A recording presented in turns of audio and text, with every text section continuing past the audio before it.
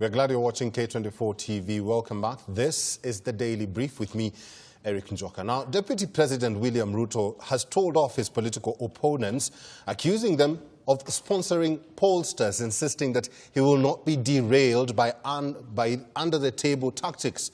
Ruto was speaking during a meeting with Kirinyaga Governor Anne Waiguru a day after both dismissed an Ipsos poll that ranked them as the most corrupt in the country. Ruto told his opponents to wait for Judgment Day when Kenyans will decide. The Deputy President spoke during a breakfast meeting with 33 members of the Kirinyaga County Assembly, a message that was reinforced during a fundraising meeting in Kisii later in the day. An early morning meeting between Deputy President William Ruto and Kirinyaga Governor Anne Waiguru, both the subjects of an Ipsos poll, ranking them as the most corrupt leaders, consolidated their anti-propaganda machinery against the pollster and those that Ruto says are behind the smear campaign in a meeting attended by 33 members of the Kirinyaga County Assembly, who also backed Ruto's 2022 presidential bid.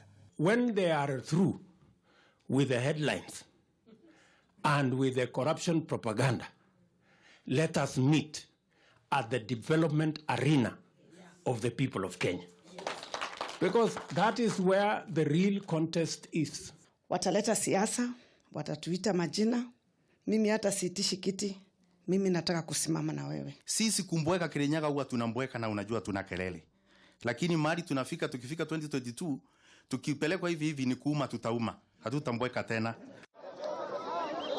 Ruto later took a sustained salvo against Ipsos and his opponents behind what he calls under-the-table tactics to distract him to Kisii County, where he raised funds for bodaboda operators. Your Excellency, vile unatembea kufanya hii kazi yote, kuna watu wamedevelop shida na hiyo kazi.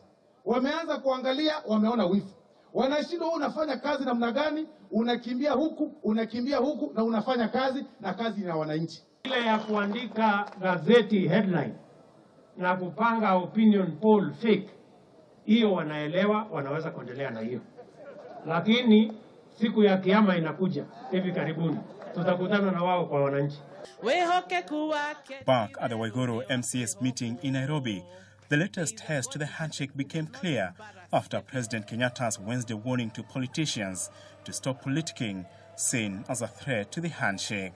There is and there will never be an end to politics.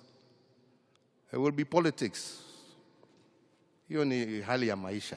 Unaweza ambao wache siasa lakini unapigwa na siasa. Na ukipigwa na siasa lazima urudisha na nini? Na siasa.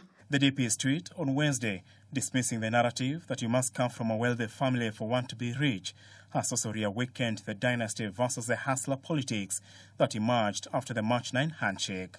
The Deputy President and ODM party leader Raila Odinga are locked in a vicious 2022 Kenyatta succession. The latest Ipsos poll is just but an addition to the ongoing political turns and twists brought by the handshake, which continues to shape the country's political landscape.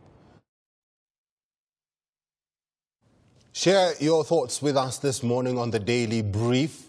Is the war on graft or corruption a political witch hunt? Do you think the war on graft is a political witch hunt? Yes or no? Give us a reason why you're saying that. Our Twitter handle is at K24 TV. Use the hashtag The Daily Brief. Paul Aol is a lawyer and also a political analyst and joins my panel at this hour. Good morning, Paul. Karibu sana.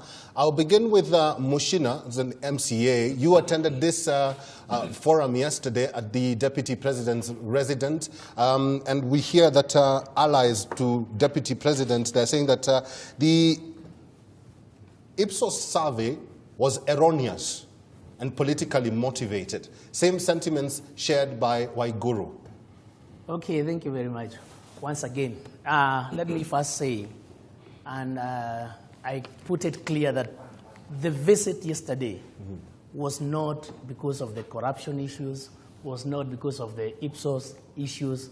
That was a long overdue appointment. We had requested immediately after elections. And it coincided with the Ipsos with the Ipsos survey. So it should not be perceived as we were there because of the Ipsos, the survey of Ipsos on corruption. But when we talk about corruption, corruption is an issue in Kenya. And we should not only underrate the magnitude of corruption on only political leaders. Corruption have deep roots. A few minutes ago, Matiang'i was talking about aliens in our country. How have they come in this country? Because of corruption. Corruption has taken roots even in our villages. Because if you are to stand or to vie for any seat, you find that even a child is telling you, oh, Mheshimiwa, ninunulie chai, ninunulie sweet. What is that? That is corruption. We must look corruption in a very, very, very positive perspective without politicizing issues concerning corruption. Positive perspective. Also, Ipsos, something that was not mentioned in the news is that they say the county assembly is actually the most corrupt at the moment. And members of the county assembly have also been blamed for being too corrupt. In which way? Let them come up with clear indicators. Which way? When you generalize and say members of county assembly are corrupt, in which way? Members of county assemblies do not offer any implementation of any project or anything. We are legislators. How are members of the county assembly corrupt? Because of being paid what they are is their dues? Because it's only what they are paid as their dues is what they get. But if an individual is corrupt, that's not county assemblies or assembly members who are corrupt. Let's not generalize it. That's what you're saying? Let's not generalize. Okay, Paul, are we generalizing this issue? I don't think so. You know, we need to be clear about three things, and I'm good Mheshimiwa is first of all handling it. That one, there is real corruption. Because on one end you have a budget that goes into trillions, but you actually don't see what is coming up. To mean, yes, the money is coming there, like you can see taxation is ever on the increase because the government looks for more money and more money and more money. And it is unexplained where this money goes. So that is one. Two, also, there are people with unexplained wealth in this country. Let me tell you, Eric, even if just as a normal employee that you want to take a mortgage to build a house, you'll realize that most of the people who finance even housing are realistic that salaries can sustain a mortgage to a period of 7-8 years. It is not something that they expect you that you will be able to pay for this house within 2 years, 3 years. But yes, you have these people where you can say this hotel is theirs, this development is theirs, this one coming up is theirs, within a period of 5 years. And Kenyans are beginning to wonder, how did they make this money? Right. And you see, this is a perception. And I can tell you, Eric, go and even ask a small child, name for me 5 most corrupt people in this country. Some names will feature automatically. I don't want to say which name and which name, but some names will feature. But also what these people need to know, this perception came from Wananchi. This Wananchi that they are saying they are going back to, it might not be a campaign issue. It might be maybe what the factors people consider to vote on might be different, but Wananchi still perceive them that way. Okay. And trust me, some of these names featuring here, go and even ask a standard 3 student, they'll tell you, we think so and so and so and so. Let's talk about that perception. And going back to what Deputy President said yesterday, I'll just read his statement. I have running Injili ya Shetani that unless your father was a minister, a vice president, or a president, however hard you work, you must remain poor. And if not a pauper, you must be corrupt and have stolen. They should know that those without godfathers, we have God the Father. Shindwe. That was his statement yesterday. Because there has been this perception that if you want to take leadership roles in this country, First of all, you must be rich. Ragalo. Thank you so much. Ipsos and visit in Kirinyaga. I want to tell Mheshimiwa, it was not what you're saying, it had been planned. This happened within the same period of time. Because what we knew was that the deputy was going to Kisii. We didn't know of Kirinyaga until the Ipsos came out. Mm-hmm. And you guys were having tea in the morning. Yeah. So what were you talking about during tea? Were you talking about development during tea? And then the stories you are giving, the stories, I'm saying stories, when you're given microphone to talk, nobody said, thank you, my road was made. Everybody was. There's a guy who said, wahenga walisema, ati deni lazima na italipwa. It was said. So was that the main topic? I leave it at that. Kenyans will see. The other thing I want to tell you, law number 3 in 48 laws of power, conceal your intention. Mm-hmm. Who paid the piper to give us the Ipsos? Could it be we are being brought back to ICC story, where two people come, evoke emotions, they start running with emotion in prayer rallies, then these two people are now God sent to salvage Kenyans from emotion of whatever, then you have a presidential and a deputy, like they were saying. Now that Ipsos have put you together, they said, you can play all the clips, I watched everything from the start. There's someone who said, now that Ipsos have put you together, wewe ni namba moja, na huyu mwingine namba mbili, na itakuwa hivyo mwisho.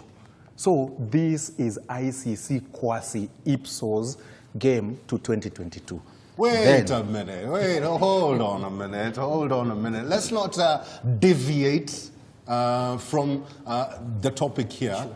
Let's not hype emotions. Yes. I'm not, law number 12, 48 laws of power, law number 12, selective honesty.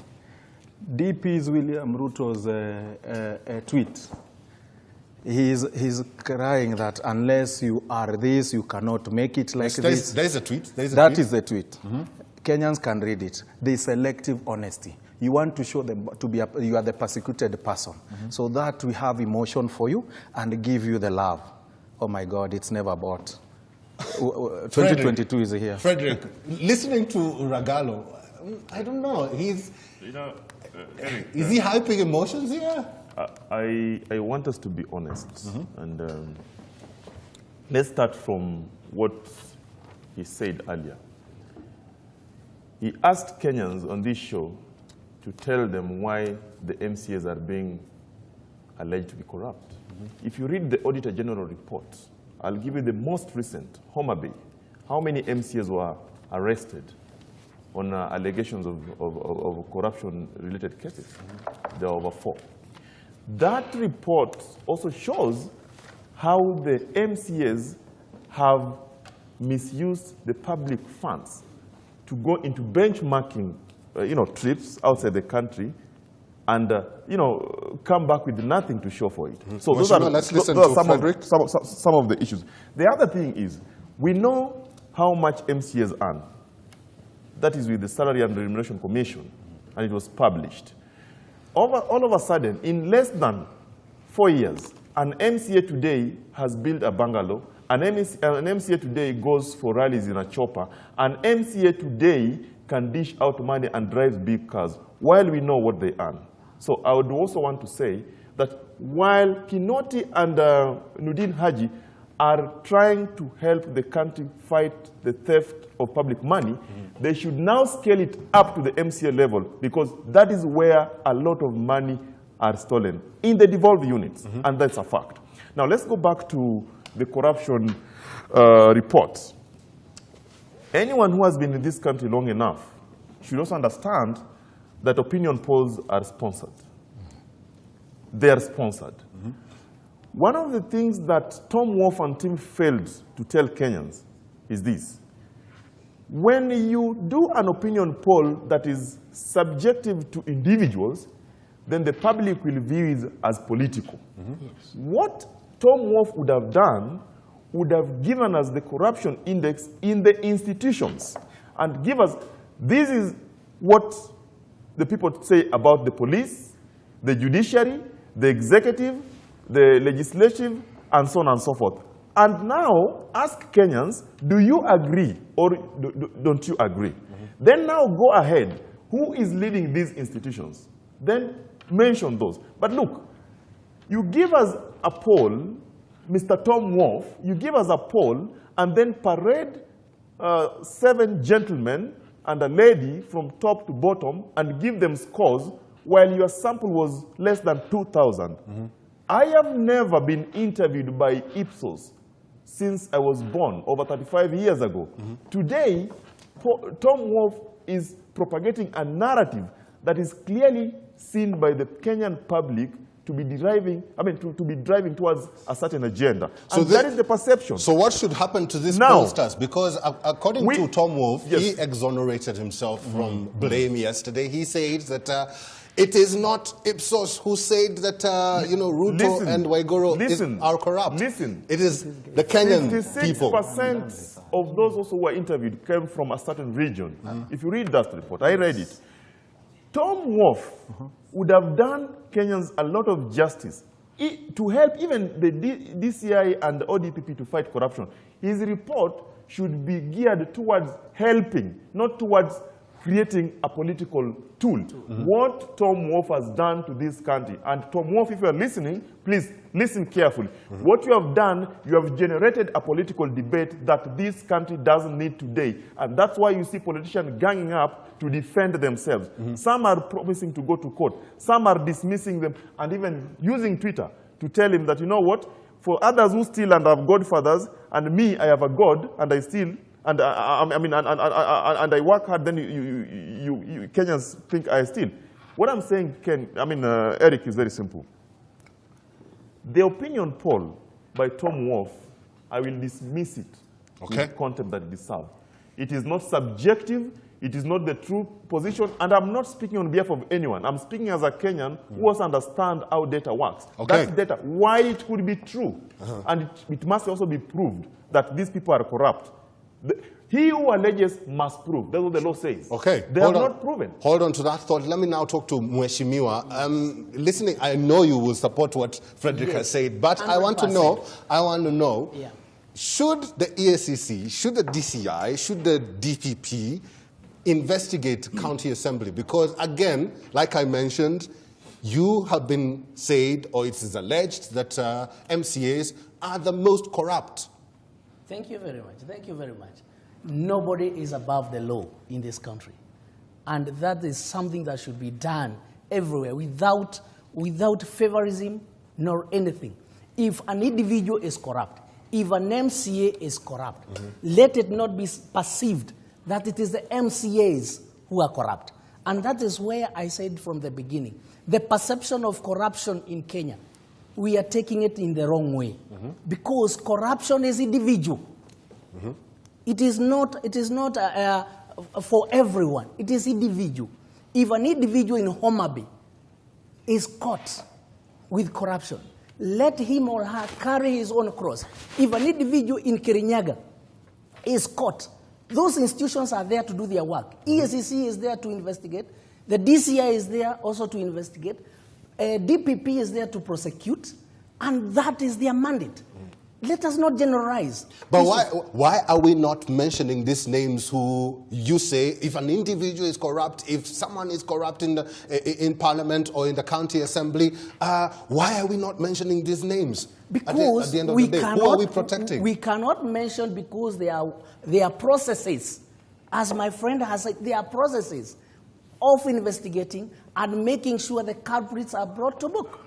You cannot go on mentioning names like what Ipsos did. You cannot just say something that you cannot prove. They have to prove beyond reasonable doubt. But the same MCAs, hold on. I'm still with him. I just want him to answer these questions. The same MCAs impeach governors. Yes. How many county governments have impeached their governors? I think there are 5 now. But let me tell you one thing on impeachment. And let us not deceive ourselves on impeachment. The law that was made for impeachment in this nation of ours, if it is not amended, there is no single governor who will be impeached by the by the assemblies because they all contradict themselves when it comes to issues of impeachment. They have to be redone, and the National Assembly must come up with a good law to give powers to the assemblies to impeach the governor who is corrupt, if they perceive he or she is corrupt. But the current laws that we have, you know the process is, once a county assembly comes up with a motion of impeachment, that's not the end. The governor will have, or the governor will have a time to prove him or herself. Then the Senate is the final. Right. The court cases, how rigorous they are in our nation today. So we must come up with a modality of making sure that the assemblies give the oversight they deserve into conclusion. I don't know. I feel like this is doublespeak. I don't know. I feel like this is doublespeak. We do not want to mention people who, or individuals who are corrupt in the county assembly, but whenever a governor is mentioned to be corrupt, we want him out. Paul? First of all, let me say that it's very interesting. You see, when you set out to go and do a research, somebody cannot decide for you the questions to ask and the questions not to ask. Like somebody cannot tell you that you need to do a research, but you need to constrain yourselves to institutions and not individuals. One, what we need to know, and I can tell you, research is not as simple as people think, that you can just go with a questionnaire to the streets and you just meet anybody and you interview anybody. You sit down, you look at the demographics, you look at the classes, you understand the society, then you set out and you say, this society is structured in this way. I want to try and get everybody from this. It can't be limited and saying that simply because 2,000 people were interviewed or 200, it is not representative. Right. To me, it is more complex than that. But one, also, something that we are ignoring, and which I want to repeat again. There are people in this country who have not explained certain things about their lives, such that Kenyans don't understand the source of the money. Like even, for example, you get somebody who's a political leader. Maybe he has a very good soul, but one weekend, if you look at the harambes he's been with, and cumulatively you add, they total to 20 million. This person is also still very busy. Kenyans don't really understand where does he get this money. But so Kenyans tend to think. Hold on. Let me. Yes. I don't know. Let me sound ignorant a little bit. Yes. And ask this question: is it necessary for Kenyans to know where, source of your money comes from? Is it? You see, the moment something is not explained, it is perceived. Like even, for example, I can tell you, if you have there's something that is called even a lifestyle audit, that maybe people live averagely, but now you've decided, now it is not average. The car you buy, even in the media, it's known that averagely how much do people earn. Then now you want to pull now a Range Rover worth 20-something million. You've moved now, you've bought a house in Karen at a cost of... What if I was given that car? Exactly. Now what needs to happen is that you need to explain, right. But you cannot stop people from imagining. And I can tell you, which I want to repeat again, there are people on this list that even if you ask any Kenyan, that tell me 5 most corrupt people in this country, you will mention them by their name. Names will come up, regardless of who is asked. Ragalo, we keep talking about war on corruption, but there are barriers and then setbacks, and then it seems and sounds like it's a cycle. We keep going back to this issue. We keep now going back to mention your wealth. We keep going back to, oh, this person is the most corrupt than this person. This person is different than this person. I don't know. Are we going to really win this war if we keep pointing fingers at each other? There is no day Kenya is going to win war on corruption. Kenya is going to reduce corruption, never to win war. There is no day we are going to fight corruption. We are going to, other than fighting, we are going to handle how to reduce corruption. Even in the most developed of this world, there is corruption. We had electoral corruption in America, which we say it's the most developed. We have corruptions in Russia. We've seen many other places, people coming out to their seats. So we can reduce, but we cannot reach a point of others. But the issue is, most of us here are learned fellows. We all went to colleges. We've done research and thesis. Who doesn't know how research is done? Who doesn't know how you quantify your research? How you get the people to research? Who doesn't know you can't go to the whole population? And research is called a scientific method of finding an answer. And the answer we were given, it's nearly 99% correct. And that is why it is called scientific. You can go and use the same research to research another thing. You still go back to the same answer. And that's why it's called scientific. We do scientific. How many of you have been done research on TB? I'm very sure none here. I'm very sure. But how do they tell you people have TB this much? How many of us have been done malaria research? None of us. But we've gotten malaria sickness. So how do you... So you don't have to be asked a question. Me, I have twice, ever. Some have never. So how I met them? One in Ruiru, some time ago. Okay? That's how they do their research. Right. So My question about pollsters, what should happen to them, has not been answered yet. The question about pollsters, what should not happen to them? Surely, what do we want to happen to them? These people, they look at the mood in the country. The mood in the country at that particular moment in time is corruption, corruption, corruption. Houses have gone down. Those are corruption. We've taken people to court because of corruption. We've held people and charged them very highly. Look at the Homa Bay guys. They have put 2 million bond, 2 million what? Very highly. So the mood in the ground is corruption. Okay. So the guys are being asked, at your perception, who do you think? So let me tell you, and I'll be honest with you. Be honest after this break.